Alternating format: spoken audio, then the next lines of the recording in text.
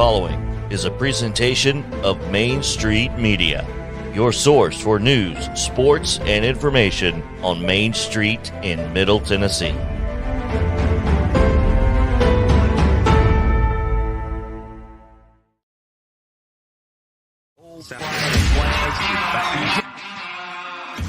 "30 years of the best sports talk in Middle Tennessee," featuring Tennessee Radio Hall of Famer George Plaster, Tennessee Sports Hall of Fame coach Watson Brown, and Young Guns Billy Derrick and Michael Sindrick. And now, here's your host, George Plaster.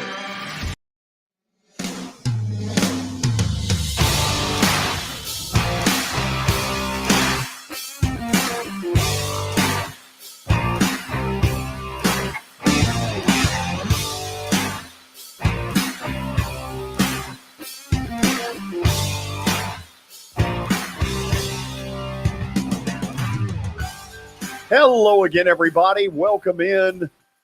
It is again a beautiful Wednesday in Nashville, Tennessee. We're almost to the middle of November, and you couldn't ask for much better weather. That's the good news. The bad news is it's all going to end starting on Saturday when temperatures drop about 25 degrees from what we've been at, which has been mid to upper 70s. Got a good show for you today. Let's get it started. Call roll and say hello to Coach Watson Brown, who joins us from up on the plateau. Watson, how are you? George, I'm doing good. It makes me think with Vanderbilt headed to Kentucky this weekend. It was always cold when we went to Lexington to play those guys. We always played them late in the year, and I can vividly remember with Coach Smitto, one of the coldest days of my life was playing baseball up there one day. I swear I had on 8 jackets when we come off the field. Just brutally cold. So I promise you it'll be cold in Lexington this weekend. And, you know, in the old days, before they had artificial turf at Commonwealth, their grass would turn totally white. Yeah, it was tan, and they colored their lines blue. So it was yes, they did. They kept their lines were blue, their numbers were blue. So it was the weirdest field to walk out on before a game. You just weren't used to it. We had a game when I was broadcasting Vandy where the punter, Bill Marinangel, was the player of the game. That is never a good sign. No, I've had a few of those, yeah. Not good. Not a good sign. No. Billy, how are you today? Georgia, I'm great. 2008 Music City Bowl. Bryant Honfelt, the punter for Vandy, was the MVP in that one, too. He was also a good field goal kicker. He was, too, yeah. Yeah. But this is fall in Nashville, this weather. Hopefully Memorial Gym on Friday isn't a sauna with the weather cooling off. Maybe. So you've got a freebie on? Yeah, this is an old freebie, George. Yep. Ave Maria. If we can get closer on it, I don't know if we can. That's the extent of that design right there. They really spared no expense on that. Neither did I. I believe that. You knew where you were going to work. Oh, yeah. Let's check in with Terry McCormick and get our daily Titans update. Terry, your whole face is in the picture. This is great. Well, adjustments. You know, what you've had a couple of days would probably have done well for me. About half the face covered. Try to do what I can. You know, back in the days when we had to wear masks, George, a couple of years ago, about half a face was all you could see. Yeah, and I looked better than I had ever looked. So let's get to the Ryan Tannehill stuff. He talked today, and I know he said he's getting better. What do you think that means? I think it means he may be finally trending in the right direction, George. He was out there today. The last couple of weeks, they've put out this ruse of limited practice for Ryan Tannehill. But today, even though he was limited, he actually did some stuff in front of the media while the practice part was open for us. He did some dropbacks, did a few throws. Now, I don't know because they shoo us away once the real practice starts. So he may have gone inside and, rehab the ankle some more and not done anything else. But today, at least, he looked like he was at least involved and taking part the same way that the other quarterbacks were. Now, he didn't do anything very strenuous while we were out there in the open portion, but at least it looks like it's a step in the right direction for Tannehill. What did you call it? A ruse? Yes. I've got to go back to word wealth on that one. Yes. So I sense from the way you're talking, you don't think it's 50-50 he plays against Denver. He's got a decent chance. That's obviously that going to have to wait and see what transpires over the next day or two. If he goes right back tomorrow and he's not doing anything, then, we may be back to square one or close to it on this deal. But if he keeps progressing throughout the week, I think he at least might have a shot to suit up and give it a go on Sunday.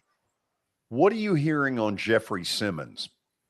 Well, he didn't practice today, and I saw him in the locker room, and he was limping with a boot on his left foot.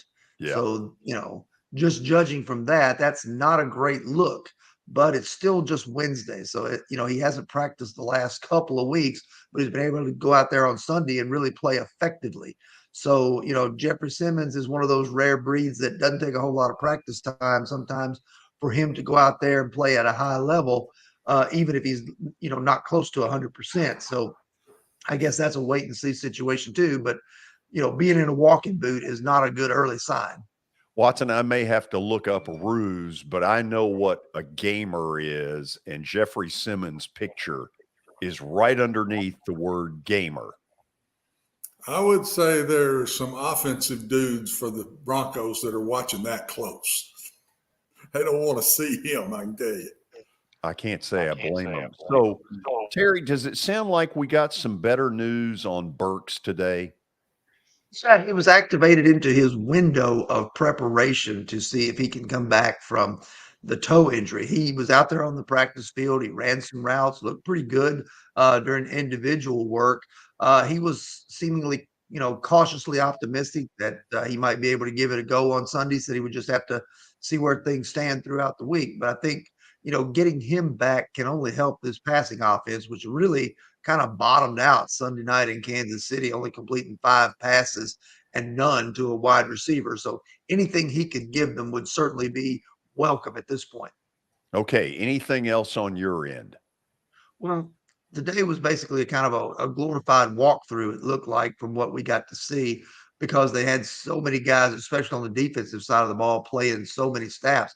There are 17 players listed on the injury report with some ailment or other in terms of, getting ready for this ball game. Some of that I think is probably, just how physical and how, emotional and all that game was in Kansas City in terms of, just how much they had to put into it. And some guys, even Kevin Byard, who practiced today, said, he was worn out, but he would be fine by Sunday. So I think they're taking it easy and going through more mental reps than physical reps on the practice field for a day or so and try to get these guys' legs and bodies back.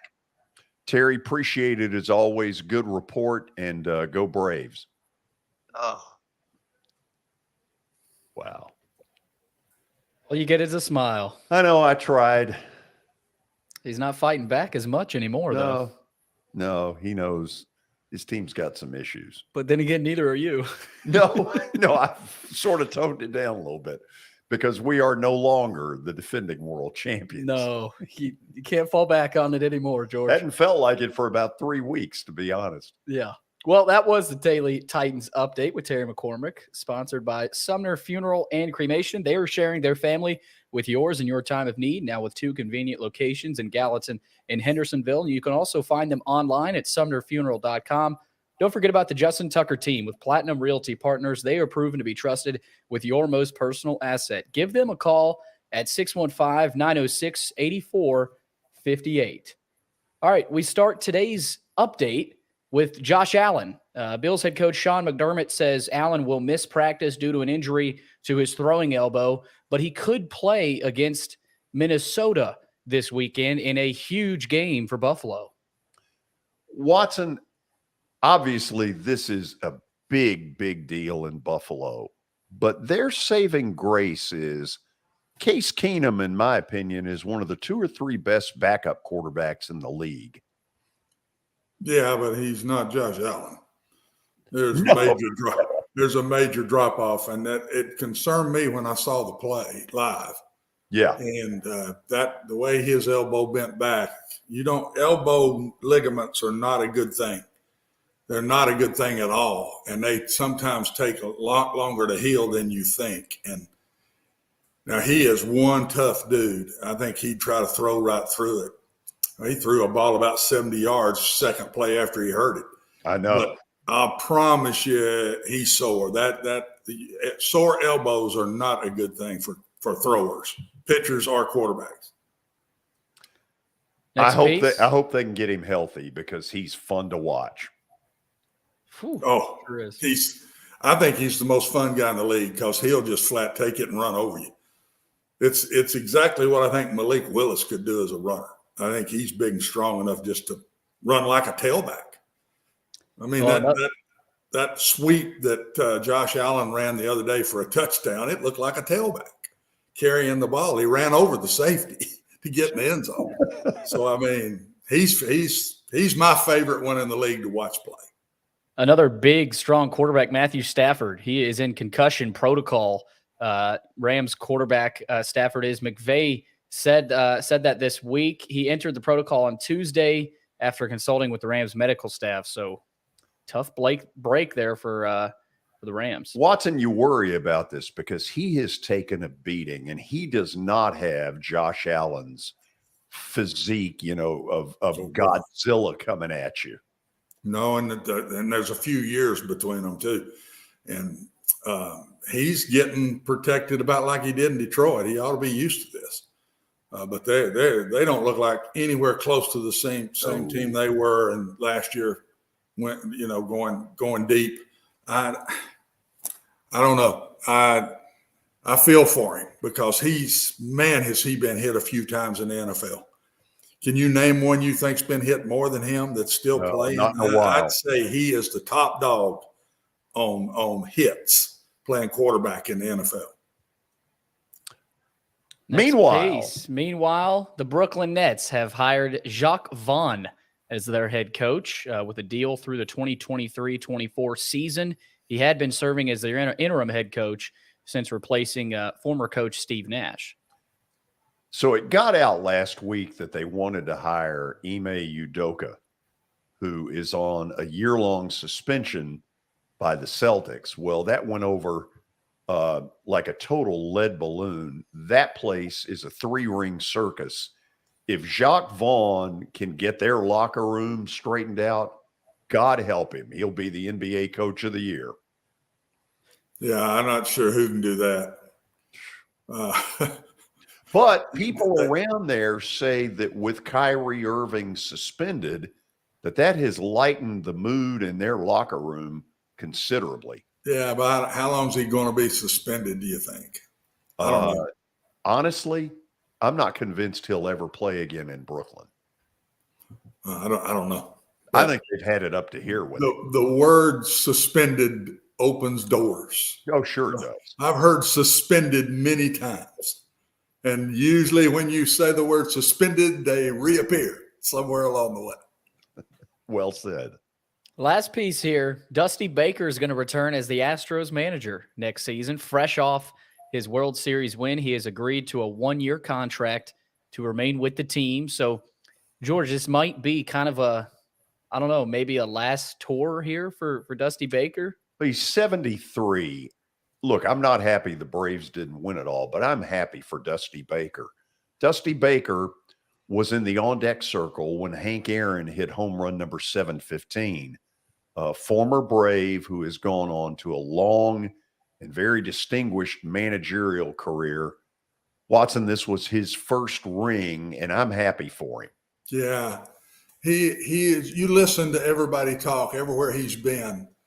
He is a well thought of with the players and respected man. Yeah. And so he deserved one. I'm surprised he's going again.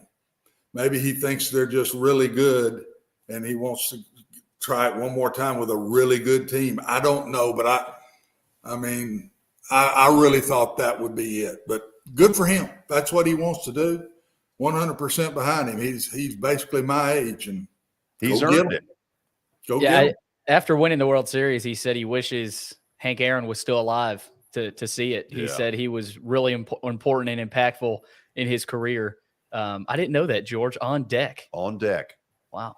In fact, if you see film when Hank Aaron hits it, Dusty Baker raises his hand. He knew it was gone. That's awesome. Yeah. Okay. Here's a little bit of what we're going to do today. In this 4 o'clock hour, we're going to get knee deep into what's going on at Vandy, not only in football, but in basketball and where this thing is headed. Then we'll get Watson's evaluation of where the football team either is or is not around 4:45. Then at 5 o'clock, Bill Hancock, the man who runs the college football playoff system. He is the executive director. We'll get into a wide range of things with him, including asking him about Nashville's chances with a dome stadium to someday host the national championship. Stay tuned. This is Main Street Media Television.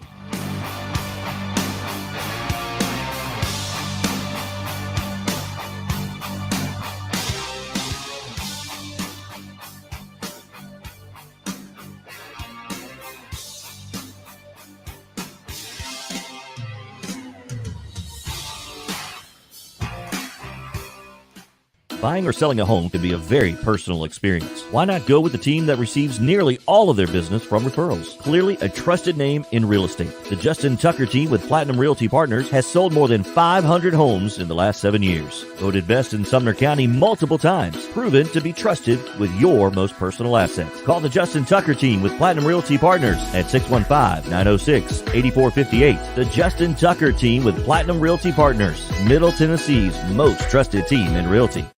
I highly recommend Sumner Funeral and Cremation because of their caring nature and attentiveness to detail. Pre-planning your funeral now will bring you peace of mind and less stress to your loved ones. When the chaos of losing you happens, your family can honor and celebrate your life, knowing things are happening just as you wanted them to. Pre-planning determines the details of your funeral, cemetery services, and can be less expensive. We are honored to serve you and are always here for you in your time of need. Sumner Funeral and Cremation. Traditional, affordable, dignified. SumnerFuneral.com. Jody Jones Dentistry can handle all your dental needs, from the basics to cosmetic procedures. All of this in the nicest dental facility I have ever seen. Jody has done it right. They're located conveniently at 55 Music Square East, and for an appointment, it's simple. Dial 615-259-5100 and tell them Plaz sent you.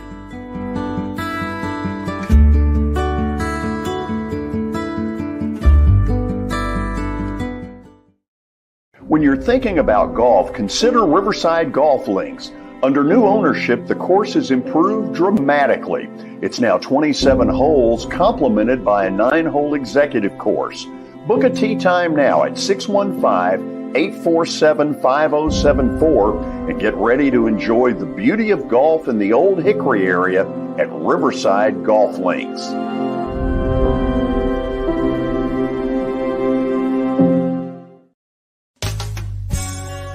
I'm Bart Durham. I was sworn in as a lawyer in 1963, and I've been working as a lawyer since then. We're a firm that does exclusively personal injury, a lot of tractor-trailer crashes, Insurance companies will open up their checkbooks when you force them to. We have systems that work. We get the most money for our clients in the shortest amount of time. I'm Blair Durham. My dad and I want to help. Give us a call at 615-242-9000. This is Eric Berner with Rockcastle Wealth Advisors. I help people in the pursuit of making their money live as long as they do. People hire me because I use a customized, individualized, and personal approach for the person I'm working with. Everyone's situation is different. If you've lost a spouse or a parent and want to make sure your inheritance is utilized and does not just disappear, I can help with that. Call me at 615-235-1058 or email Eric at rockcastlewealth.com.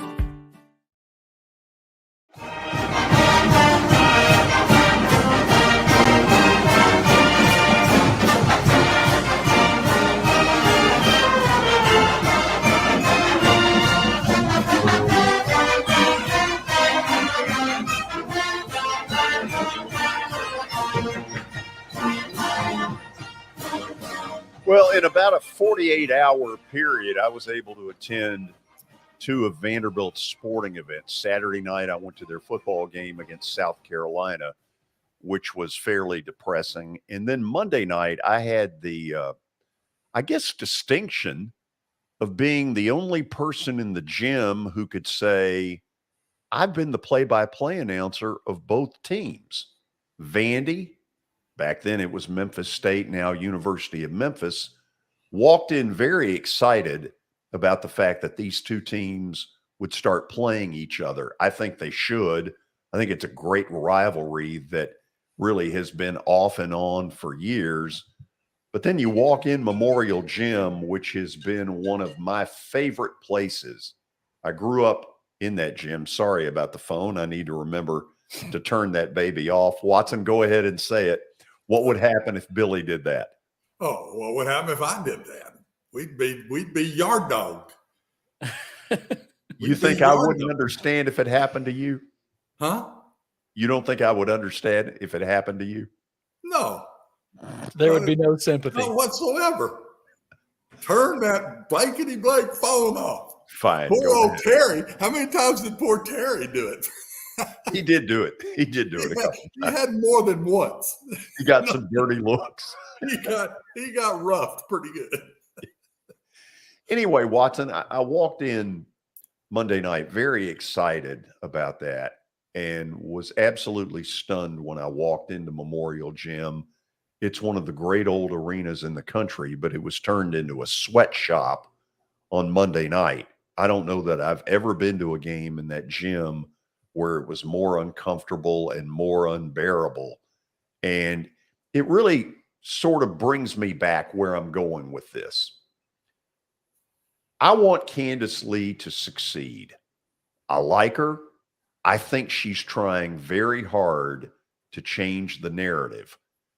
But in trying to change the narrative, you need some things to happen. You need your two most revenue-producing sports to do some level of winning. I'm talking about football, men's basketball. And as we're going to see in a moment, Watson, she's not getting any help in that area whatsoever. No, George, I've been on both sides of it. I've been a coach trying to coach teams to win, and then I've been the AD hoping my teams did win, and they go together. You can be the best salesman in the world, but if you don't have a product to sell, it's really hard to make money. It's hard to make sales, and it's been a tough go here for quite a while. Let's look first at football, at the graphic we've got. And as you'll see in the last 4 years, 8 wins out of 42 games, 1 in 29 in the Southeastern Conference. Now, I put squarely most of the blame on this at Derek Mason. I don't know what level of recruiting he was doing in the last 2 years, but what Clark Lee walked into, and I've said this many times, was a mid-level OVC talent. It was embarrassing. It probably the worst Power 5 situation I had ever seen. And I put very little of the blame on him for that. But Watson, when you look at those numbers, that's hard to sell tickets. No, I mean, the numbers are the numbers. What are you going to say? You're 1-29. You're on a 20, what is it now, George? 27 or 26. I'm not sure what the number is. Losing streak in the conference. And, you know, it's hard because it all goes together. If you went with the team to Lexington this weekend and you saw the facilities that place has built and what that place looks like, I've been there when it wasn't like that. I've played them and I've coached against them when it wasn't like that. And they were very similar to us in a lot of ways. And then all of a sudden they go out and they do it. They put together an SEC facility. And you come back and see what's in Nashville compared to that, George, then that's not fair either. So there's a lot that goes into this. But when the product is 1-29, then it's really hard to sell it.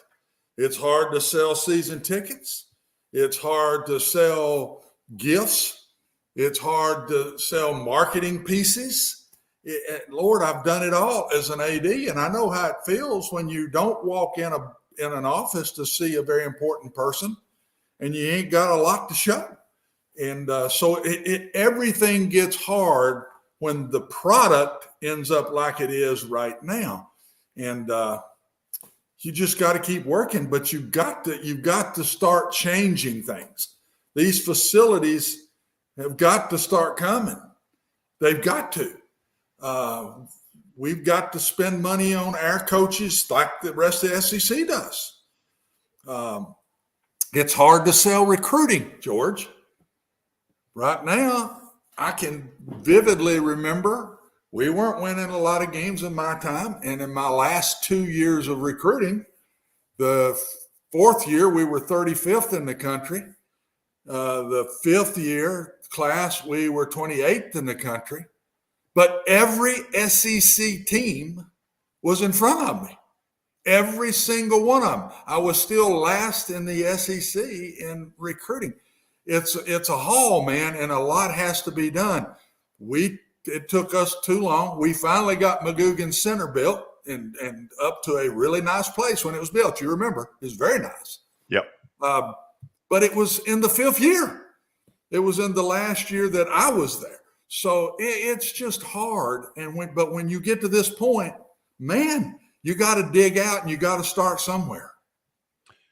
Now, I'm not bringing Vanderbilt baseball into this because I think it's a pretty obvious what Tim Corbin has achieved over a 15, 18, 20-year period. It goes without saying that the level of excellence that he's had has been incredible. What has been a shock is not necessarily that Vanderbilt football has been in the toilet, but basketball's been right there with them. So let's take a look at these numbers that have been put together.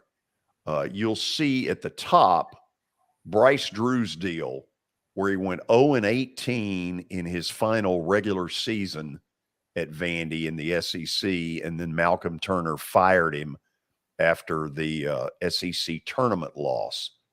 Jerry Stackhouse has come in, and he's gone, I think, 13, if I add it up, 13-39 in SEC play since he's been there. The one area that I would disagree with Candace Lee is the contract extension that she just gave Jerry Stackhouse.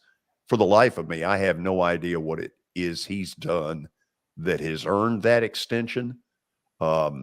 I don't see that there were a bunch of schools pursuing Jerry Stackhouse. What was reported initially to be a 6-year contract when he first came here, right now he'd be in year 4. To me, it's a good year ahead of decision time on him. And Watson, I don't get it. This one baffles me. Well, if you're comparing it to the history of Vanderbilt basketball, you don't understand it. If you're comparing it to 0-18, 3-15, 3-13, then all of a sudden 7-11, that year, the 7-11, and finally a winning record, there is improvement. I would say, George, this is the year to say if she was right or wrong. Watch this year. If he hits it big and they have a really good season, she did the right thing. If they stay where they are right here and they're around that 7-11 mark, then I'd say that wasn't the right thing to do. She beat the posse because I think his fourth year here coming up would have be the tape to watch, the tale of the tape. And I think we'll see. She may know something we don't. I hope and pray they do have a really good year. But you comparing this, George, you can compare the football to the past, okay, I get it. You compare this to the basketball of the past, wow. This ain't even close to the history of Vanderbilt basketball. And we're all have been privy to some really good basketball at Vanderbilt and Memorial Gym through the years, and very proud of it. And so this ain't even close to the past. If you're doing that, man, there shouldn't be another contract till something changes. I think the thing that is most galling is looking at Memorial Gym on most game nights, and the Vanderbilt fan that goes back a ways has had to just sort of accept it as the new world order.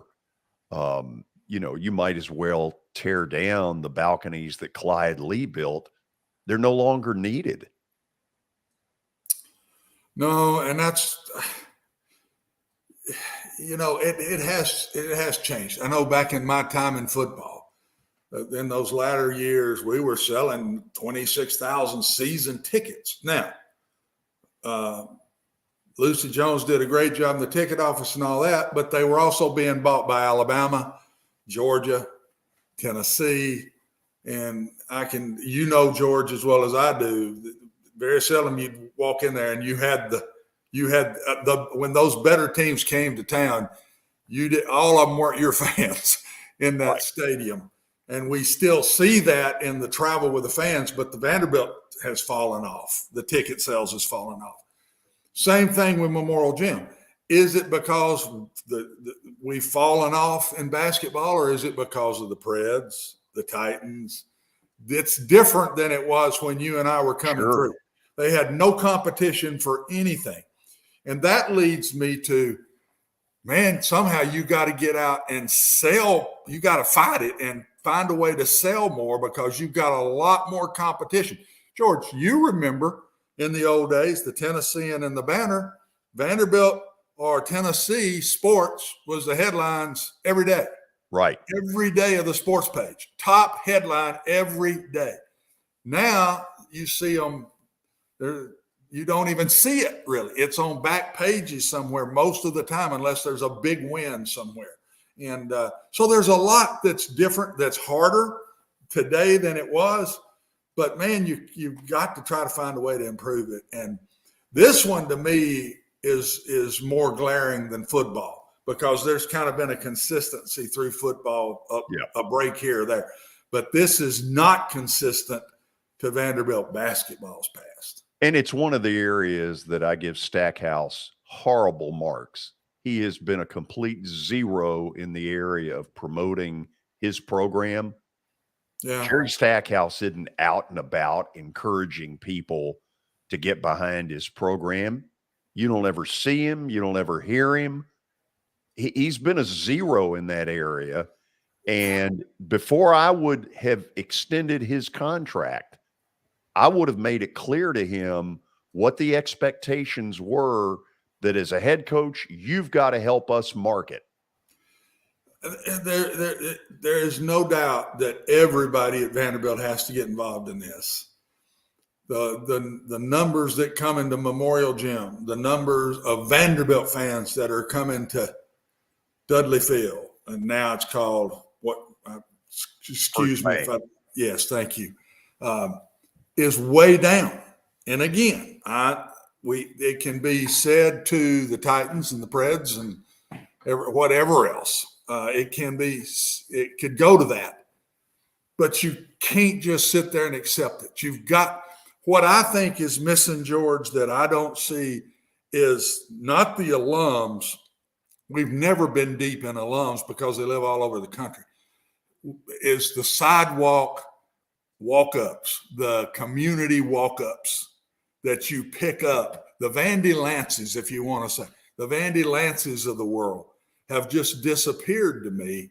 And some way, somehow, those kind of people have got to get back in those two facilities.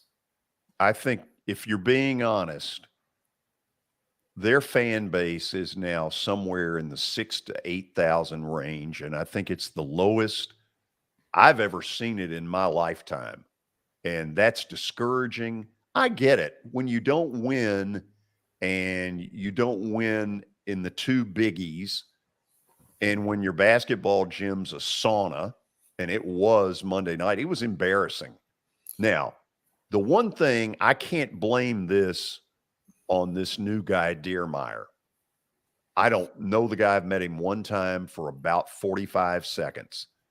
He seems more committed than the last one. Zeppos was a complete zero, couldn't have cared less about athletics. I blame him for a lot of this because in that 10-year period, when he came in acting like he was going to be a friend to athletics, he was no friend whatsoever. And, you know, they're behind an 8 ball. I hope Deermeyer was in the gym Monday night and came away saying, we got to do something. We cannot treat our fans, as few as we now have, we can't treat our fans like that. George, how many were there in Memorial Gym? I don't know, Billy, what'd they announce? They announced 10,000, a little over 10,000. I would guess probably, what would you say, 3 were University of Memphis? Yeah, there was a decent amount of blue in there. Which I knew they'd bring some. Yeah. Which is why I want to see that rivalry continue. Yeah, they'll be in Memphis next year. Yeah. George, I've sit in that gym as a cheer guy, pulling hard for the team, as a student, playing Memphis. Remember it like it was yesterday. Oh, yeah. And you couldn't get in the place. Yep. We as students had to stand in a line to get in. And when you hit a certain number, they cut it off. And the fans, it was an unbelievable atmosphere. I think Memphis won the game, best I can remember. But to think that now compared to when I was there playing Memphis, watching us play Memphis, that's unbelievable to me. By the way, student crowd was the best I've seen in several years. Student crowd was great. I mean, they packed it, and I think they've got a little bit of chip on their shoulder after what happened last year. They weren't allowed in the gym for the 2 biggest games of the season. And now, you know, I think that has them saying this is the one thing as a Vanderbilt student that everybody loves. Yeah. That's fantastic. Whatever it takes, you got to start somewhere. If they're getting students back now, that's a start. Here's a question, George. Well, not really a question, but we had a Facebook comment from Jimmy. I think it's a pretty good one. Okay. He says, Bryce Drew was fired way too quick. Then the lackluster care about the 3-point streak ending by Jerry Stackhouse hurt the program.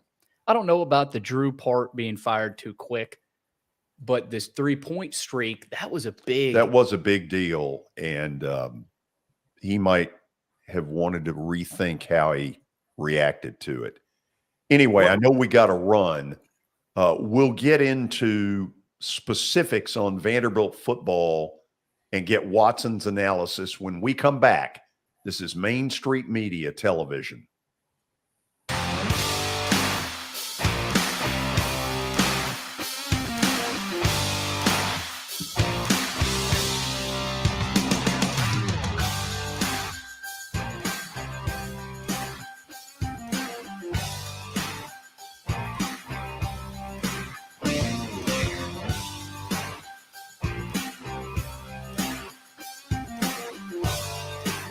For Dustin Timmons and Joey Donnelly, they welcome every opportunity to serve and satisfy their clients. Whether you are looking to build your dream home or renovate your current home, their team will ensure that every client and remodel is unique, luxurious, completed on time, and within budget. Contact them today to set an appointment for a free consultation or to view some of their completed projects by logging on to DonnellyTimmons.com.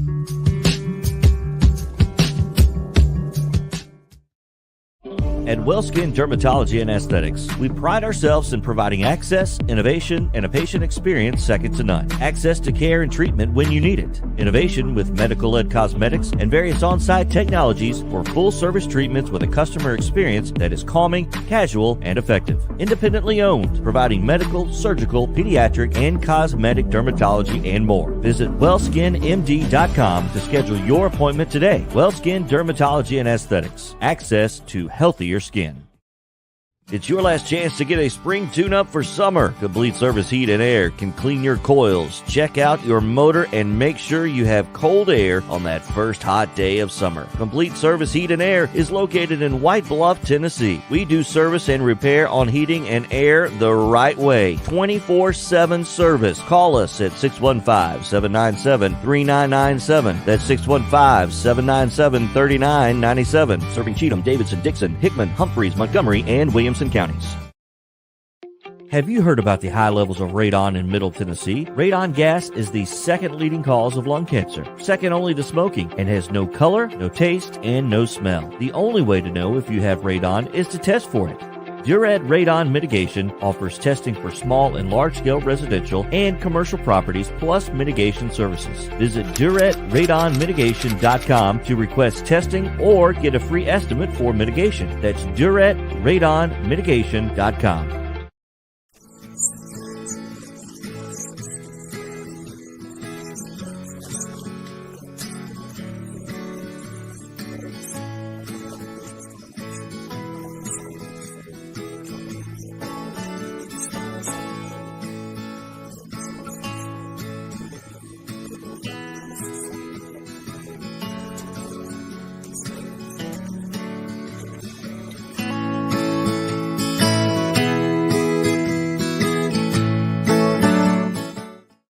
Since 1865, the First Baptist Church of Gallatin on Winchester Street has served its community by catering to the least, the last, and the lost, providing a church of welcome used by God to save the lost, transform the saved, and impact its community. As a proud multi-ethnic congregation, Pastor Derek Jackson personally welcomes you to join them in fellowship Sunday mornings at 8 in person or at 1045 in person or online at firstbaptistgallatin.org. First Baptist Gallatin on Winchester Street, serving with open arms as a true church of welcome.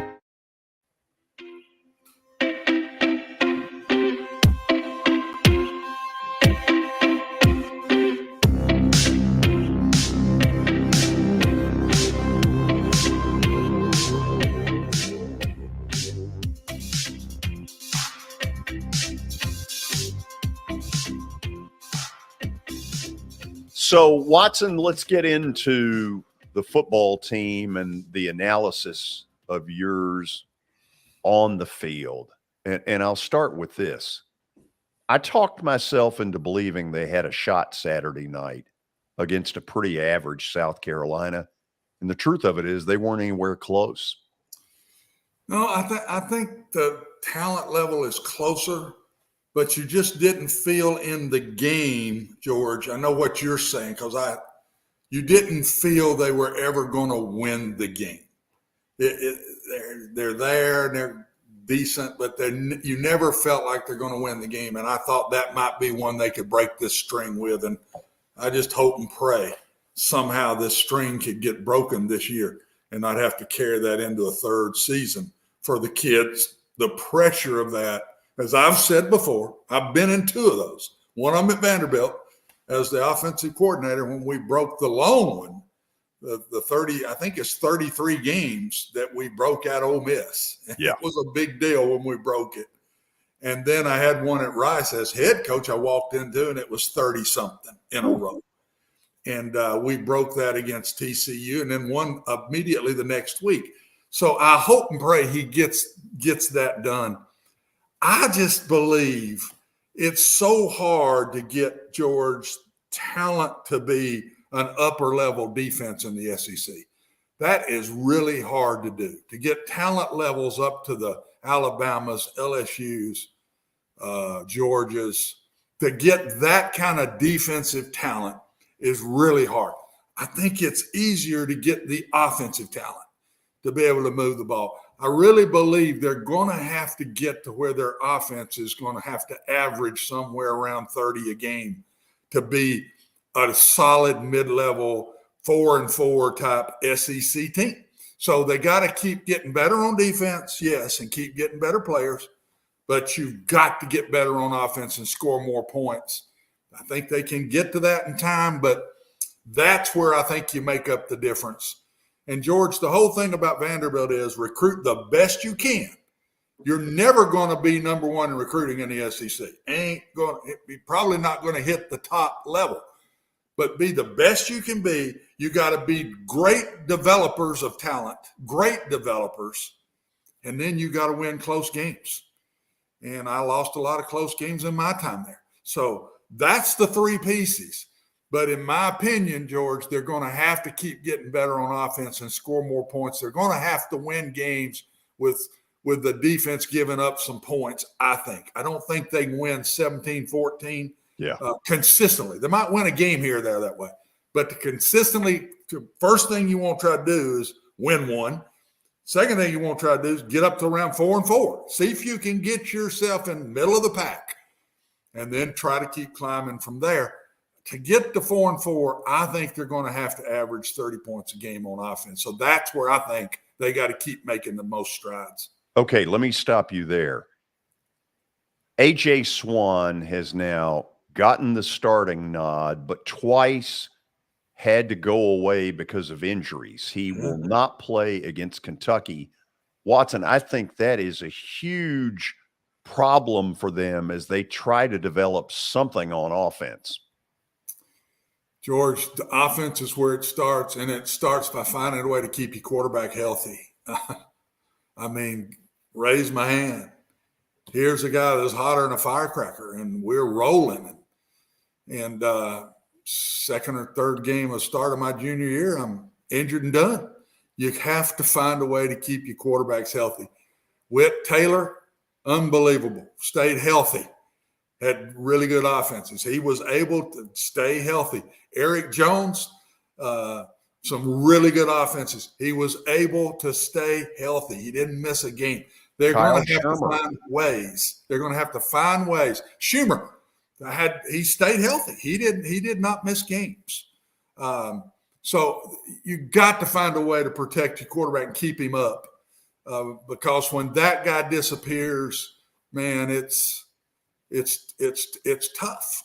So, Watson, I don't know. I don't want to put words in your mouth, but are you saying that at the end of the year, they've got to rethink offensive philosophy and maybe go more pass to set up the chance to run? They got to figure out how to score 30 a game. That's all I'm going to say. They got to figure it out. Maybe that's more recruiting. I think the skill level I see getting better. Would you not say that? I think the offensive skill level is improving. The offensive line's got a long way to go. They've got to keep getting better there.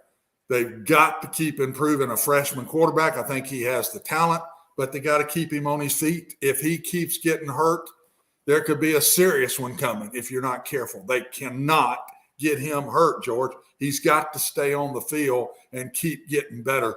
I think I'd look at a lot of different things. Do we need to be more wide open? I told you as a head coach myself, I was more conservative at Vanderbilt as the head coach calling the plays than I was when I was the offensive coordinator calling the plays. I think you got to look at everything, but it starts there to me. Get as good as you can get on defense, keep the ball in front of you, don't give up big plays. That's exactly the way the 82 team won that when I was there. Our defense got turnovers. They gave up a lot of yards, but kept the ball in front of them, and the offense, I think, broke 55 records. That's what I'm talking about. If you're going to hit it good, the offense has to be the one, in my opinion, George, to take the big step. let's close it out this way. Do you see anything really getting better in these final 3 games? I hope and pray so. Can I say so? 2 of the ones they got, they're going to be major underdogs in. Florida is a team that, and for some reason, we've beaten Florida and Nashville. I did as a head coach. We did as when I was offensive coordinator. It's happened recently. I mean, fairly recently. Florida is a team that when they come to Nashville, they don't seem to play real good. So that one might be a shot. Tennessee is really good and can score a lot of points. You have to outscore Tennessee to beat them. So I think the possibility, unless Kentucky lays an egg this weekend, I wouldn't expect them to. But if they were to, but if not, Florida is the shot. Florida is the shot for them. And George, when we beat Ole Miss to break the string in 81, Ole Miss had to help us. They helped us that day. We didn't do it all ourselves, I'm telling you. We got a little help to get that off our back. So get a little help from a friend. Oh, we got it. And I just do this for Clark and the guys, and I just like to see them get that off their back, because to the fan, it might not be as bad. When it's inside that locker room, man, it just keeps building on you. It's like there's a piano on your back, man. It's a tough thing to get rid of. Stat of the day is coming, and then we're excited to have the executive director of the college football playoff, Bill Hancock, a guy Watson has known for years. I've known him for years. We'll have some fun with him. Want all of you to stick around, because after that, we'll analyze what went on last night, where Tennessee ended up in the 5-hole, and most people looking at that are saying there's a real shot they can be in that Final Four. This is Main Street Media Television.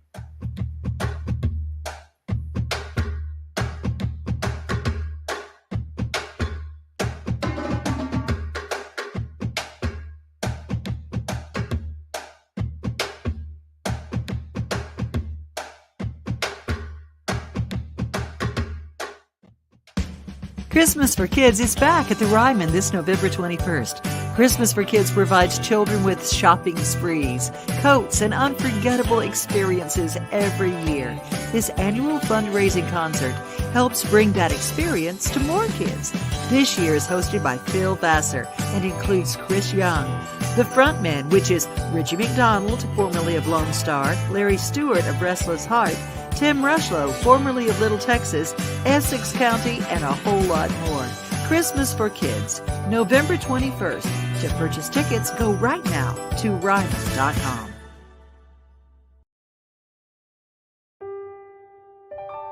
This holiday season, the largest lantern event in the country returns to Nashville Zoo. After sunset, come see more than 1,000 Chinese lanterns. All new designs including mythical beasts, a fantastical North Pole village, even a dragon soaring over your head. Welcome back to Zoo Illumination at Nashville Zoo. Bigger, brighter, and better than ever. This is attorney Bart Durham, and this is me. I'm Aaliyah. Keeping in good physical condition is really important to me. But when I had a wreck with a tractor-trailer truck that hurt my legs so bad I couldn't work for almost a year, I knew I needed a lawyer that understood tractor-trailer cases. So I called Bart. Bart gets millions of dollars for his clients every year. At Bart Durham Injury Law, we've handled hundreds of tractor-trailer cases. My dad and I want to help. Give us a call at 615-242-9000. The high school football season is here, and nobody handles Friday nights better than Main Street Media. Here's Zach Womble with details. That's the name of the game here at Main Street Media and Main Street Preps. Is, we've been doing this for a long time now, and I think you hit on it. We've got an army of reporters across all of Middle Tennessee. I think there's about 130 schools in the Middle Tennessee area, and we try to cover all of them. We cover about 11, 12 counties at this point. And those Friday night shows, it's we're gonna show that off. We're gonna showcase the talent that we have on the field with reporters across several mid-state games on the weekly basis. So whether you're in Williamson County, whether you're in Giles County or Murray County or Montgomery or Robertson or anywhere in between, we're going to have you covered from 6 to 11. Friday Night Live is presented by the Tennessee Highway Safety Office, where fans don't let fans drive drunk.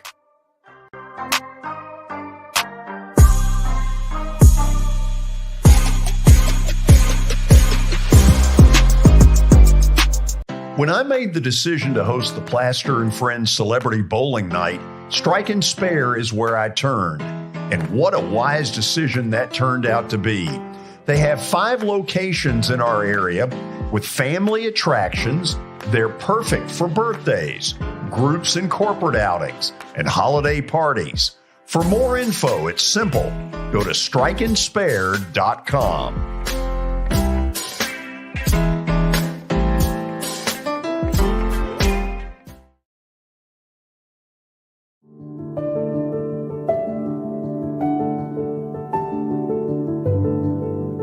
Welcome to the Omni Nashville Hotel. Urban elegance with a vintage touch. Our 800-room hotel opened up in the fall of 2013 with 746 guest rooms and 54 suites.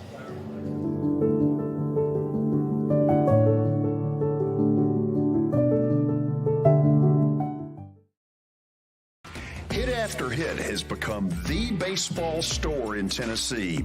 They have over 1,000 different models of gloves and over 1,500 wood bats.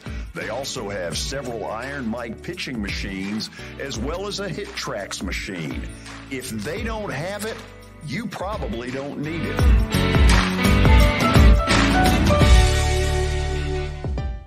We're proud to call Hit After Hit the official shirt provider of the Plaster and Friends Celebrity Bowling Night.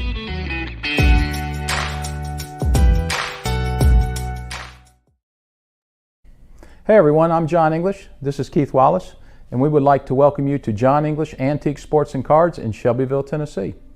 We specialize in graded and ungraded sports and non-sports cards, vintage wax boxes, and unopened cases. We have a large selection of PSA graded cards. We also specialize in old sports collectibles, baseball, football, basketball, golf, and tennis. You can find it all at John English Antique Sports and Cards. We are happy to be associated with Nashville's greatest sports antique, George Plaster.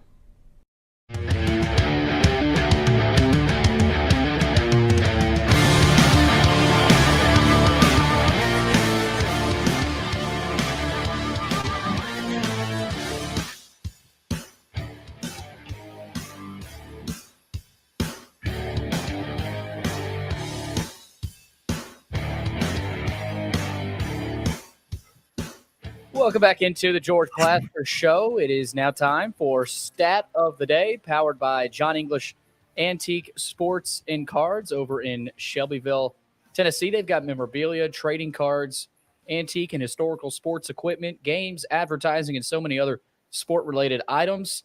You can visit them Tuesdays through Fridays from noon to 5 and Saturdays from 10 a.m. to 5. You can also find them online at johnenglishgradedcards.com. Also, Eric Berner with Rockcastle Wealth Advisors. You can give Eric a call at 615-490-7052 or visit rockcastlewealth.com for more info. All right, let's get to today's stat of the day. Let's see what Michael's got cooked up. Who is the all-time leader in the NFL for most consecutive starts by an NFL player? Okay, you stay out of this. Watson, why am I thinking it's former Raiders center Jim Otto? I know if somebody hadn't broke it, he had it at one point. Now, that's a long time ago, George. But I know he had that record. He held that record. Okay, so I think because he held that record, and George Blanda held the oldest player to play in the NFL, and they were both on the same team. It'd have to be somebody that's broke it in recent years. But you think it was Otto at one point? I know he held that record at one point. Yes. Okay, do you want to go there? Or are you thinking somebody else? Of anybody? I can't think of anybody. I'm prepared for it to be Jim Otto. Put it up there. Final answer? Yeah. All right. Oh, no. It's a guy that's been in the news pretty frequently. Mr. Fabre. Figured somebody broke it. Brett Favre.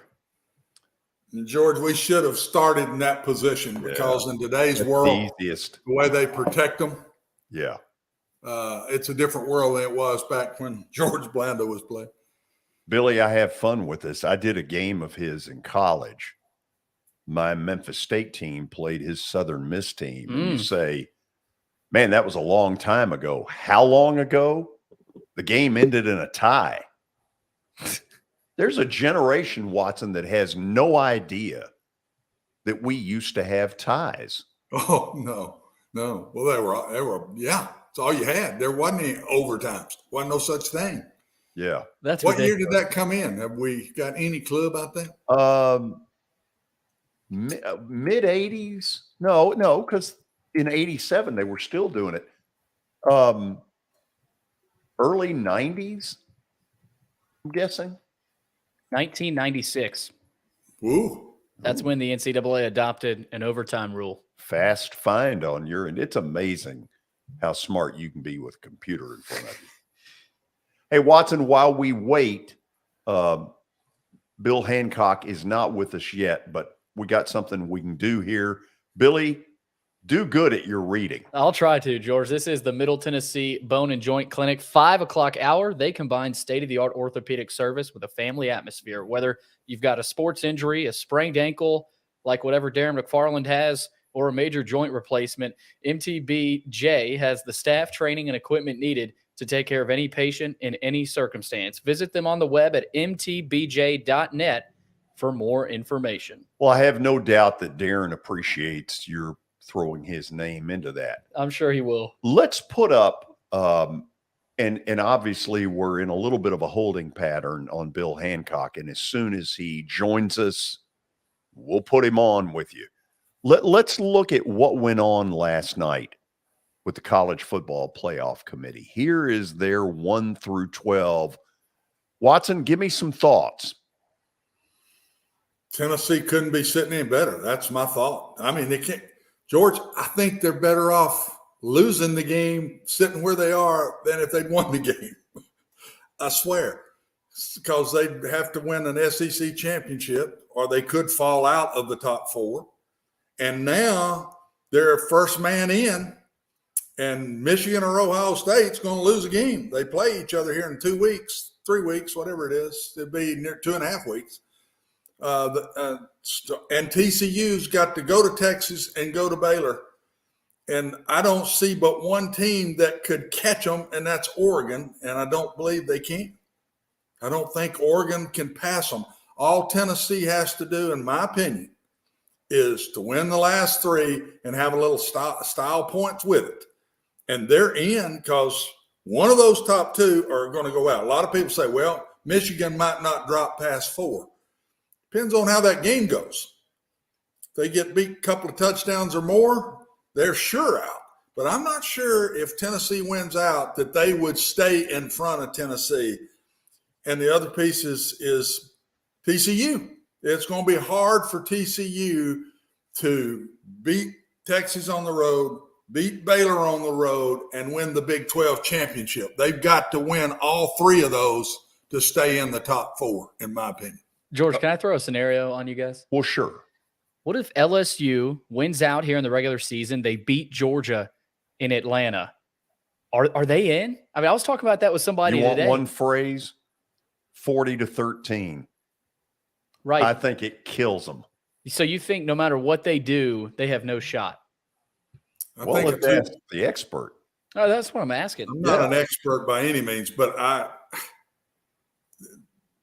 don't know. Because you got recency bias. 2 losses, and if they bumped 2 losses in front of a Tennessee that beat the fool out of them, I mean, embarrassed them in their stadium. I don't see them putting LSU with 2 losses in front of Tennessee, guys. I don't see it. I don't either. So they're kind of like a Clemson or an Alabama. Basically, I think they're on the outside looking in and praying for a lot of bad things to go down in front of them. That's First of all, the right-hand column has to have what's the commercial where the guy who's so good talks about mayhem, the insurance guy, who's in the car, and he's running into other cars on purpose. I see no way for Clemson to get there because the rest of their schedule, they're not going to play anybody other than maybe my brother that's even ranked. So, I mean, they got here, the one that's got the shot to me is Ole Miss. If Ole Miss beats Alabama Saturday at home, all of a sudden they're going to shoot up around Oregon. It's going to be up in that area somewhere. And then watch out for them because then they could be the one to play in the SEC championship game from the West. So they got a huge game Saturday that keeps them around if they were to find a way to knock off Alabama. There's still so much to happen. I mean, there's so much. Every one of these on the right, but two. Alabama and LSU got 2 losses. Everybody else has got 1. So they're not out of the picture with 1 loss. You're not out of the picture with 1 loss. But nobody's got an easier route to get there, guys, than Tennessee. I mean, they play Missouri. Yeah. They play the bottom schools, guys. They play Missouri, South Carolina, and Vanderbilt. Jeez. I mean, they're the ones sitting in the catbird seat, in my opinion. So Watson, let me kind of go with this for a second. We sort of believe that Ohio State, Michigan, unless it's a barn burner, one of those is going to drop out, unless it's a barn burner. The furthest up possible is 4 at the best, but probably drop out. Yes. Okay. We also, you and I agree that, man, if TCU can go to Texas and to Baylor, you tip your hat and say, man, job well done. I'll believe they win both of those games when I see it. Well, and then don't forget the Big 12 championship. They ain't won that yet either. If they lose 1, they're out. Their resume is not good enough. They're there because they're undefeated. So if they lose 1, they fall out of Tennessee. Tennessee bumps them immediately if they lose 1. And they've got 3 games that are no gimmies coming up. Okay. Then do you believe, because I guess I have not bought into Oregon really having a shot at this. Team gets beat 49-3. It's hard to imagine a team that gets beat 49-3 being able to come off the mat and get back into this playoff system. But Watson, is there a scenario where it's Georgia, the winner of Ohio State, Michigan, Tennessee, and Oregon? Yeah, if they win out. If Oregon beats UCLA and Southern Cal, if they play them both, if they don't play them both, they'll probably catch one of those in the Pac-12 championship game. So yeah, Oregon is most definitely still in the mix. And I think USC is still in the mix. UCLA's schedule's been so weak, and they had some close games against South Alabama. Should have beat them. So I think it's harder for UCLA, but Oregon's got to beat some pretty good teams. The TCU, and I'm pointing at the screen, the TCU people would be better off not in the Big 12 championship game because that game could knock them out. If they stay undefeated, they're in. But by going to that game, it could knock them out. If Tennessee had 1 loss, they're better off not going to the SEC championship game. They're better off not having to play that game and take a chance on losing it. They're better off sitting right where they are right now. Do you believe there is committee bias toward Alabama? I just think there's an image bias that's because they've earned it, but it's not fair to put the past into now. But it's hard not to as human beings. They've been so good for so long here. And betting 6, I mean, Nick himself has won 6. 5 of them there, right? Yeah. 5 of them at Alabama. It's hard it'd be like to me, George, here's UCLA back in the day. under yeah, John they've Wooden. lost 2, but we can't throw them out. We got to keep them around. I take up for it, but it's not right. It's not fair. Alabama should be done. But it's They've had human 2 nature losses. that they're probably still hanging around the periphery. Do you see any scenario where they can get themselves back truly into the discussion? A lot of people have to lose. There got to be a lot of 1-loss teams go to 2 losses. They would move up to the top of the ladder with the 2-loss teams.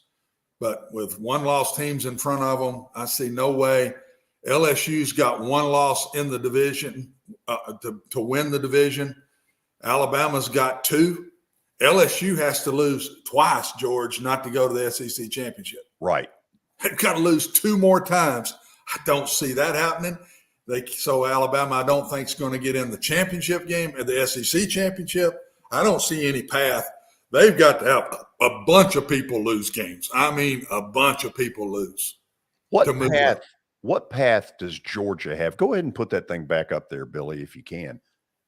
What path does Georgia have that they're not in? I mean, we've all pretty much put them in. They don't play anybody else, so they're like Tennessee. They're home free till the SEC championship game, and then if they got embarrassed against LSU, might be the only way you'd say they get bumped out. I think they could lose to LSU in a real close game and still be in. I do. I think that. And there's a precedent for that, I think. Haven't we had a number 1 get beat on championship week and still get in? I think twice. I think it happened to Alabama once, didn't it? That's what I thought. It may have happened to Ohio State once. I thought it's happened twice where somebody lost late but still got in. Yeah. It was Ohio State because TCU and Baylor were sitting there with great cases to get in, and Ohio State got in over them. They did end up winning it all, but that was definitely one of them. I thought I remembered that. 1-loss teams, George, can sneak in. 2-loss teams, I just don't see it. It has not been since, I think, 2006 when we had the BCS where a 2-loss LSU got in. And I think. But that wasn't national championship, right? That wasn't the Final Four. Well, it was BCS. But were we playing? Did we play 2 games? Did they have the? No. That's what I mean. It's a little different with the BCS. I see that as a possibility. But now the way they're doing it, look at all the 1 losses that would have to go to 2 losses. Number 10, Clemson ain't going to go to 2. Well, I take that back. They could lose to my brother. Attaway. They could lose to my brother. So they could have 2 losses. Ole Miss probably will. They will by Saturday.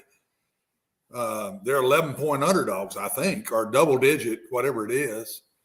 Southern Cal is not very good on defense.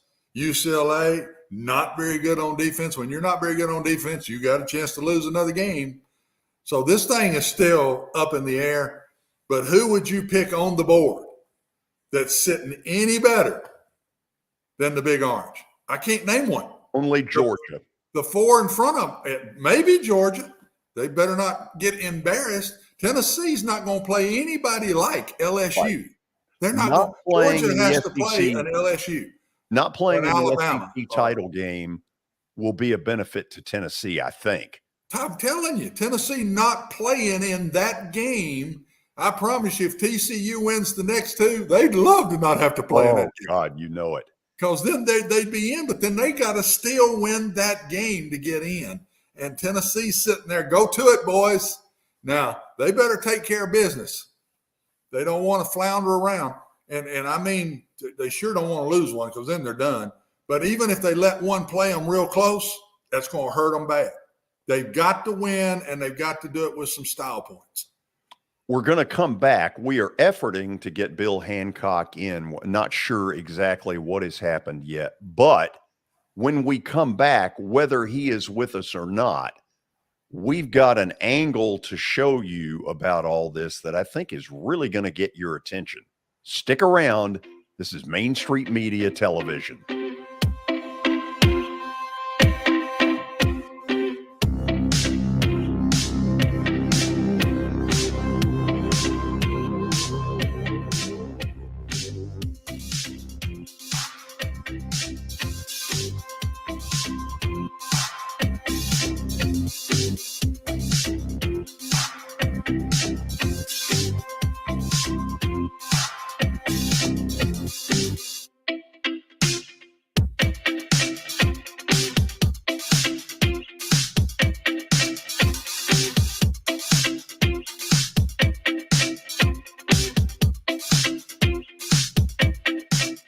Buying or selling a home can be a very personal experience. Why not go with the team that receives nearly all of their business from referrals? Clearly a trusted name in real estate. The Justin Tucker team with Platinum Realty Partners has sold more than 500 homes in the last 7 years. Voted best in Sumner County multiple times. Proven to be trusted with your most personal assets. Call the Justin Tucker team with Platinum Realty Partners at 615-906-8458. The Justin Tucker team with Platinum Realty Partners, Middle Tennessee's most trusted team in realty. I highly recommend Sumner Funeral and Cremation because of their caring nature and attentiveness to detail. Pre-planning your funeral now will bring you peace of mind and less stress to your loved ones. When the chaos of losing you happens, your family can honor and celebrate your life, knowing things are happening just as you wanted them to. Pre-planning determines the details of your funeral, cemetery services, and can be less expensive. We are honored to serve you and are always here for you in your time of need. Sumner Funeral and Cremation. Traditional, affordable, dignified. SumnerFuneral.com. Jody Jones Dentistry can handle all your dental needs, from the basics to cosmetic procedures. All of this in the nicest dental facility I have ever seen. Jody has done it right. They're located conveniently at 55 Music Square East, and for an appointment, it's simple. Dial 615-259-5100 and tell them Plaz sent you.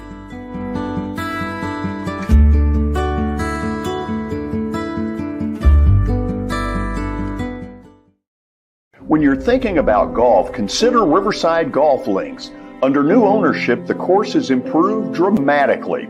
It's now 27 holes, complemented by a 9-hole executive course. Book a tee time now at 615-847-5074 and get ready to enjoy the beauty of golf in the Old Hickory area at Riverside Golf Links.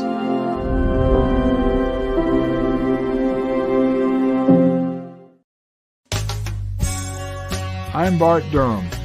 I was sworn in as a lawyer in 1963, and I've been working as a lawyer since then. We're a firm that does exclusively personal injury, a lot of tractor-trailer crashes. Insurance companies will open up their checkbooks when you force them to. We have systems that work. We get the most money for our clients in the shortest amount of time. I'm Blair Durham. My dad and I want to help. Give us a call at 615-242-9000. This is Eric Berner with Rockcastle Wealth Advisors. I help people in the pursuit of making their money live as long as they do. People hire me because I use a customized, individualized, and personal approach for the person I'm working with. Everyone's situation is different. If you've lost a spouse or a parent and want to make sure your inheritance is utilized and does not just disappear, I can help with that. Call me at 615-235-1058 or email Eric at rockcastlewealth.com.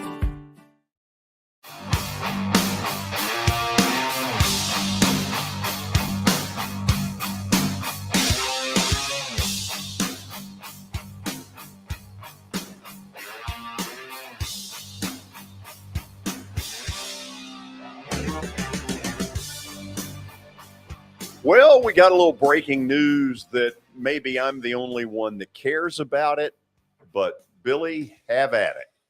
Jake Odorizzi, Atlanta Braves pitcher, has been traded for Rangers pitcher Colby Allard. Good. First of all, this is addition by subtraction. He was a total dud when they got him. Did absolutely nothing to help that team. Colby Allard is a former Brave who apparently they are a little higher on than I realized because they sought to get him back. This is, I guess, organizational pitching depth, cheaper salary, potentially a better pitcher than Jake Odorizzi. I think it's a good move. Yeah. I mean, you got nothing to lose. Yeah.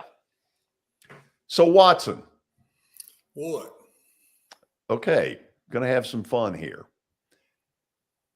I have believed, and I think you have too, that this was a year that a 12-team playoff would really work because some of your biggest blue bloods are sitting just below that 4 and don't seem to have a window to get back in. You'd buy that?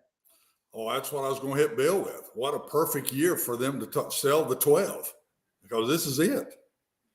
Yeah. This is it. And we'd all love to see it because we'd like to see Alabama still in it. We'd still like to see Clemson still in it. We'd like to see a hot LSU get there and be in it. So, yeah, I'm 100% think this is a great year for the 12. So, Watson, I'm going to play TV executive here in a minute. Woo! Yeah. I'm going to determine start times. Oh, you ready? You like that? Go for it. Okay. Remember, these would be, in theory, games that are on home campuses, right? Isn't that what they're talking about? Right. That you're 5 through 12, and this is based on yesterday. This is just simply based on yesterday and how all this stuff would go down. So just like the NCAA basketball tournament, a 5 would get a 12, an 11 would get a 6, a 7 plays a 10, and an 8 plays a 9. So let's just say, for argument's sake, that we're playing these games Saturday, December the 16th. You ready, Watson? I'm ready. Yeah. TV executive here. Our first game will be the noon matchup. UCLA at Tennessee. I would think this year that's a big ratings getter. 2 high-octane offenses, 2 new groups that have suddenly gotten a lot of attention. That's a TV ratings deal, isn't it? Yep, that one is. That's why you'd hate to see it at noon, because I think it would draw a lot of eyeballs later on. My 2:30, 3 o'clock game is Alabama at Southern Cal. Think that one would draw some people? That will draw people. That's 2 of your old timers, forevers. Absolutely, that one would draw huge. Visions of Sam Bam Cunningham. Yeah, but I don't think it's Sam Bam playing that in Alabama. They're not running that offense anymore. No. My 6 o'clock game, because I think we need to have LSU and Tiger Stadium under the lights. You have to. We need to let these people get absolutely snockered, if you will. Clemson at LSU. I don't think they're drinking eggnog, by the way. Well, I'm not sure they are either. Watson, do you think that one does fairly good numbers? That one will do big numbers. Go Tigers, both sides. That's right. Tigers against the Tigers. And then our 9 o'clock game would be Ole Miss at Oregon. If you were to decide to put them all, in one day. Now, you would have the option, since I am playing TV executive, to have 2 of the games on Friday night, 2 of the games on Saturday night. And believe me, that's what it would be. And have it all in prime time.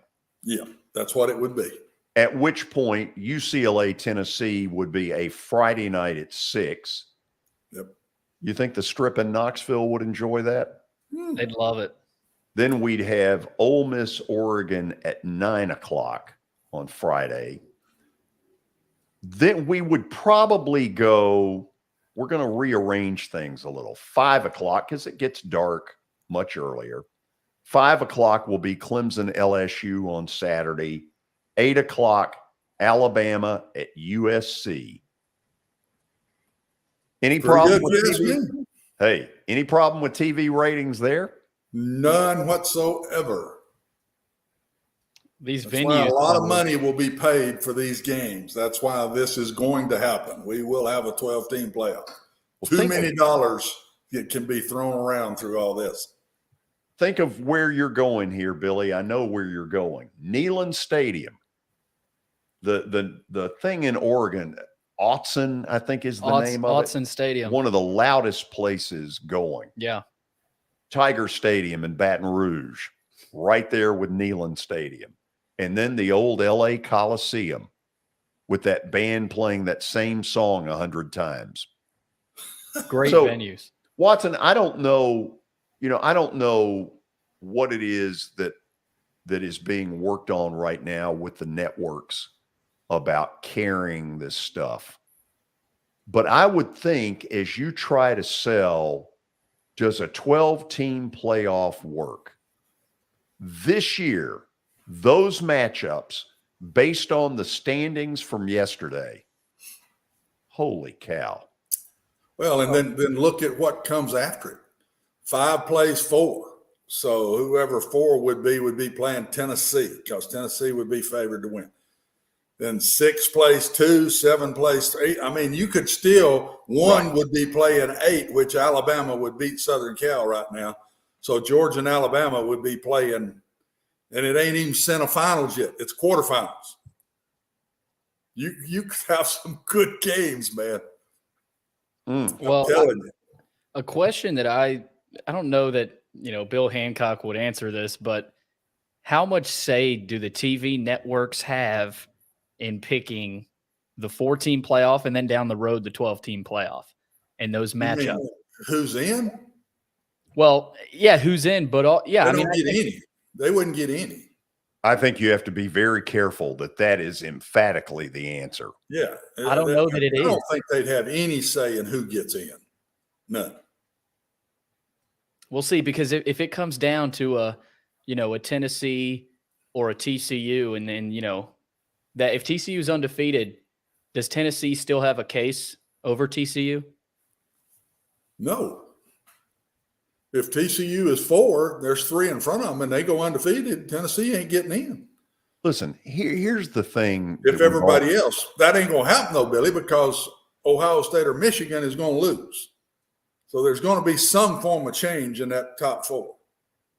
And you think whoever loses Ohio State, Michigan, they're definitely out. And then I do, unless it's just one hell of a game. Right. It's just one hell of a game. I think that team would be out. Now, Kurt Herbstreit says no. He thinks they'll both get in no matter what. That's a Big Ten guy talking. No matter what? That's what he said. He thinks that if it's just a solid game, Michigan and Ohio State will both get in. Michigan might go to 4, but they'll get in. Billy, the one thing to remember in a proposed 12-team playoff, all you're doing is taking the controversy and lowering the number. All of a sudden, the controversy will be on teams 10 through 16. You're dead right, George. It's always going to be there. It is in basketball. Sure. Where's the controversy always? There is some in seedings, but mostly it's who gets in. In the bubble. In the bubbles, yeah. I mean, for instance, a Utah is going to fight like all get out to try to get into the 12 over a USC or a UCLA. The problem is, at least right now, they've already lost to them. Right. They've lost to Southern Cal. I don't think they've played UCLA. But you're always going to have controversy. All you do in a 12-team playoff is lower the mix. For instance, the loser of Ohio State and Michigan, Watson, would you agree, would not be nearly as bothered, although they'll fight to be in that 4. They know before they ever play that game that in a 12-team playoff, they're going to be in. Yeah, and I think, George, it makes games late in the year mean so much more. Think about my brother at 15. He knows he's got to beat Clemson to get in. Yes. That game would really mean something then. Alabama still can get in. They got to win out. All the games down the stretch for Southern Cal, LSU, Oregon, they mean so much more to me for more teams. And the more teams that means to, then the better the season is, the way I look at it. Alabama Ole Miss becomes an elimination game. Very much so. Very much so. The debate that I love is Tennessee and Oregon. How much stock do you put into Tennessee only losing by 2 touchdowns, Oregon lost by 4 or 5? But that was the first game of the season. If it comes down to If it does come down to that. You want an ugly theory on that, Watson? Yeah. I think Tennessee benefited from that sudden rainstorm. Yes. Because all of a sudden, Georgia, not that they dialed it back, but they went almost exclusively running game. Well, they didn't throw double-digit passes in the second half, George. Yeah. But outcome's outcome. That's the way they look at it now. And Tennessee is ahead of Oregon for right now because of that. But Tennessee's strength of schedule is also better. Oregon's strength of schedule could catch them if they play both Southern Cal and UCLA. Now they might catch up a little. So there's a lot left. But wouldn't it be a lot more fun to have 12 of them right now and all these people fighting to get in the 12 than just the 4? We need it now. That's what I'm getting at. I think all I wanted to do was bring to light that if we ever do go to a 12-team playoff, based on last night's announcements, and that's all it's based on right now, those would be your matchups in the first week. Really unbelievably good ones.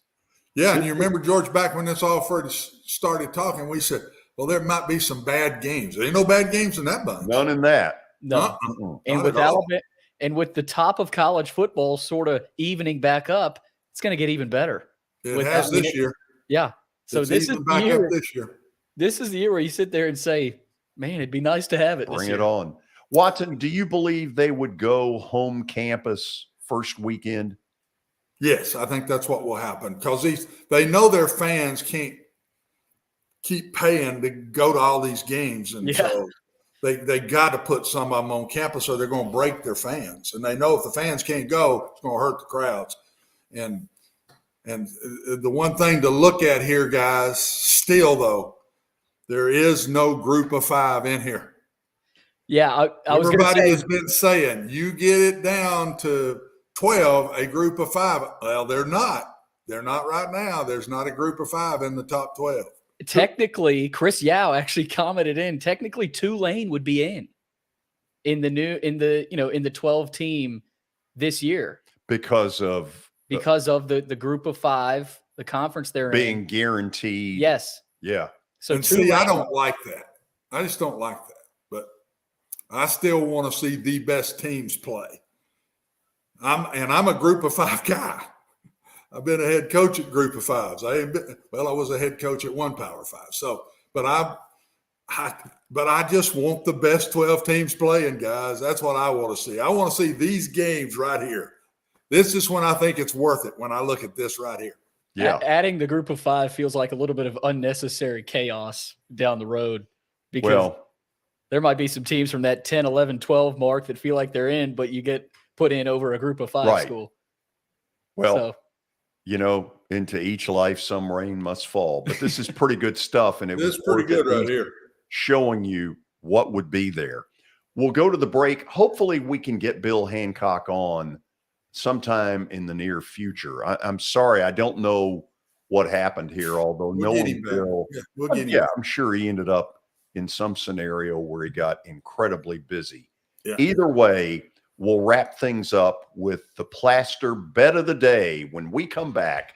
This is Main Street Media Television.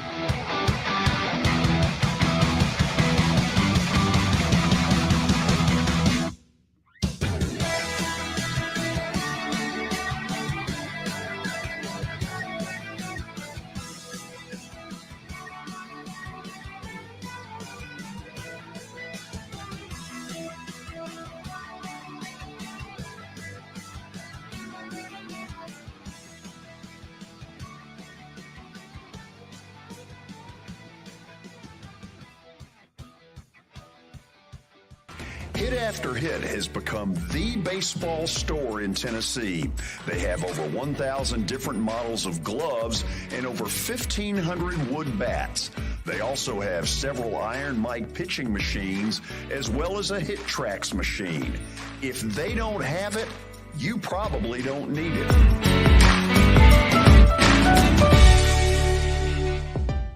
We're proud to call Hit After Hit the official shirt provider of the Plaster and Friends Celebrity Bowling Night.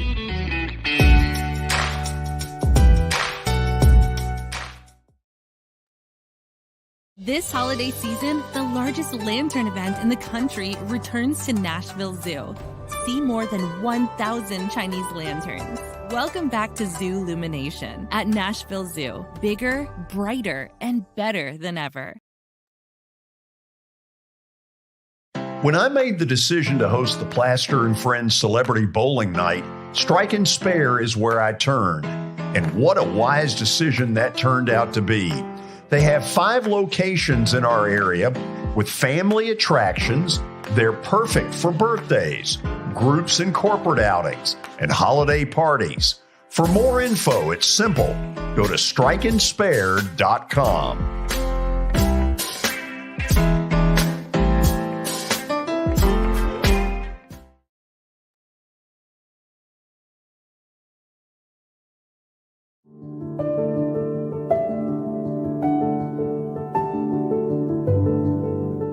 Welcome to the Omni Nashville Hotel.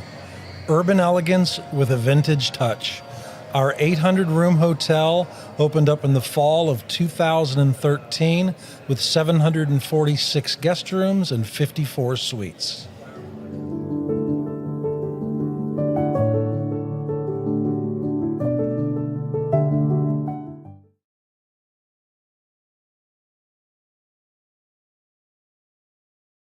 Complete Service Heat and Air can clean your coils, check out your motor, and make sure you have warm air throughout those cold winter months. Complete Service Heat and Air is located in White Bluff, Tennessee. We do service and repair on heating and air the right way. 24/7 service. Call us at 615-797-3997. Serving Cheatham, Davidson, Dixon, Hickman, Humphreys, Montgomery, and Williamson counties. Serving Williamson and surrounding counties, Bone and Joint Institute of Tennessee offers comprehensive orthopedic care with 16 subspecialized physicians. Our practice provides high-tech care with a hometown touch. We offer physician clinics, physical and occupational therapy, advanced imaging, and surgical services, including interventional procedures. Call us at 615-791-2630. We're Bone and Joint Institute of Tennessee. High-tech care with a hometown touch. Christmas for Kids is back at the Ryman this November 21st. Christmas for Kids provides children with shopping sprees, coats, and unforgettable experiences every year. This annual fundraising concert helps bring that experience to more kids. This year is hosted by Phil Vassar and includes Chris Young. The frontmen, which is Richie McDonald, formerly of Lone Star, Larry Stewart of Restless Heart, Tim Rushlow, formerly of Little Texas, Essex County, and a whole lot more. Christmas for Kids, November 21st. To purchase tickets, go right now to ryman.com. Hey everyone, I'm John English. This is Keith Wallace, and we would like to welcome you to John English Antique Sports and Cards in Shelbyville, Tennessee. We specialize in graded and ungraded sports and non-sports cards, vintage wax boxes, and unopened cases. We have a large selection of PSA graded cards. We also specialize in old sports collectibles, baseball, football, basketball, golf, and tennis. You can find it all at John English Antique Sports and Cards. We are happy to be associated with Nashville's greatest sports antique, George Plaster. Serving Williamson and surrounding counties, Bone and Joint Institute of Tennessee offers comprehensive orthopedic care with 16 subspecialized physicians. Our practice provides high-tech care with a hometown touch. We offer physician clinics, physical and occupational therapy, advanced imaging, and surgical services, including interventional procedures. Call us at 615-791-2630. We're Bone and Joint Institute of Tennessee. High-tech care with a hometown touch.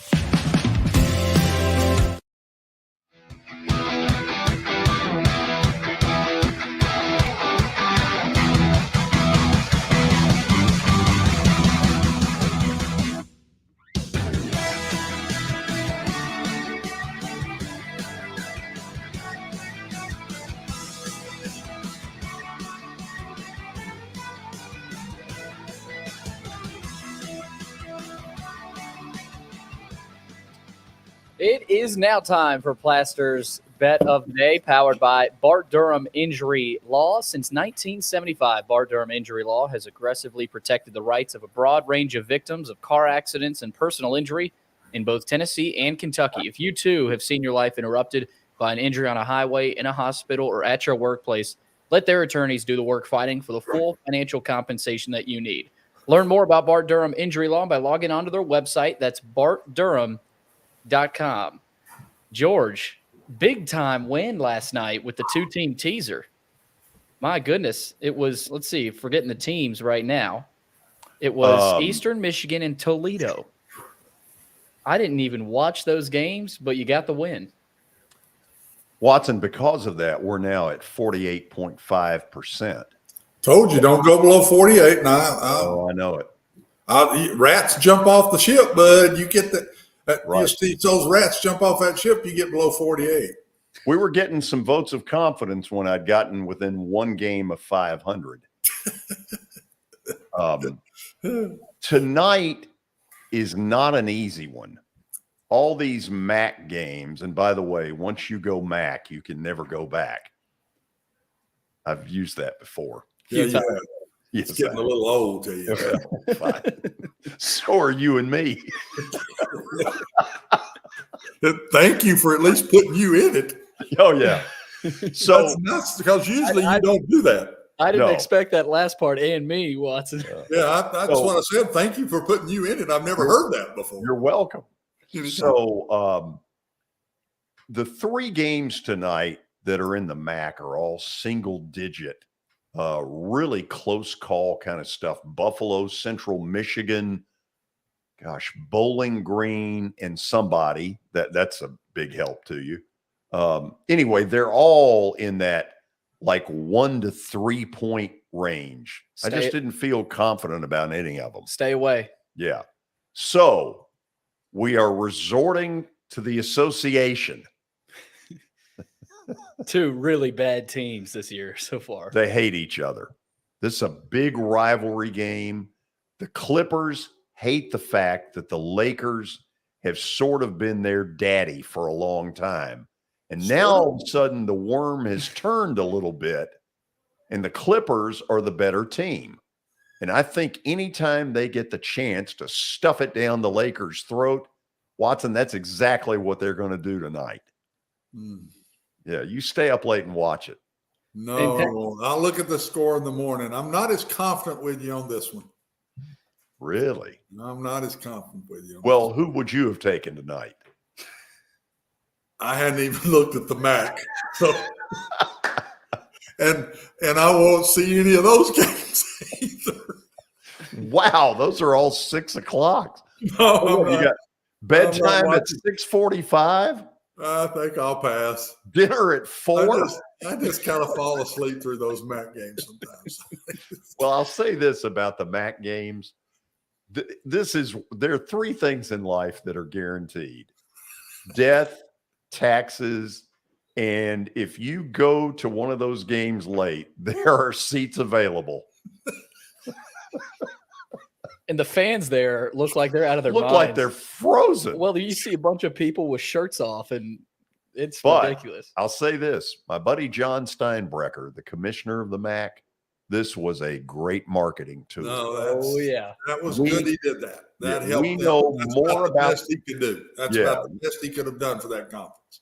We know more about the MAC than we want to know. That's probably a good statement. Yeah. So, Watson, for the record, before we get out of here, 66 and 70 is 48.529%. What happens if you lose tonight? Do that one real quick before we go. Okay. Can't go below 48. The Rats will start jumping off the ship. 48.2. Okay, so you're still okay. Yeah. You're still okay. I'm going to win tonight. Now, you're not going to be around to see it. Will you, though, George? How long Barely. are you going to be able to survive? I'm going to throw that back one at you, too. They'll have curfew at the old folks' home. What's the over-under? Does George make it to the half? I'd say it's 50-50, honestly. I can tell you 0. Because I got to be honest, there have been a couple of games I have fallen asleep on recently that have shocked me. couple of really good games that like, oh, it's over. What happened? I got a real comfortable chair, George. It's pretty easy for me. So technically tonight the Clippers are the home team, but it's on the same. It's at the Yeah, Staples Center. at the Staples Center. How do they do? Do they do the tickets differently? Yeah, if it's the Clippers home game, it's their season ticket holders. Gotcha. If it's the Lakers, then you see Jack Nicholson. I think the show's about over. And I'm sure they got 2 different floors, correct? Yeah, absolutely. Watson, stay well, rest well. I'll see if I can stay awake, George. I'll fight it for you tonight, bud. You do that. Billy, George, if you fall asleep early tonight, I want you to report that.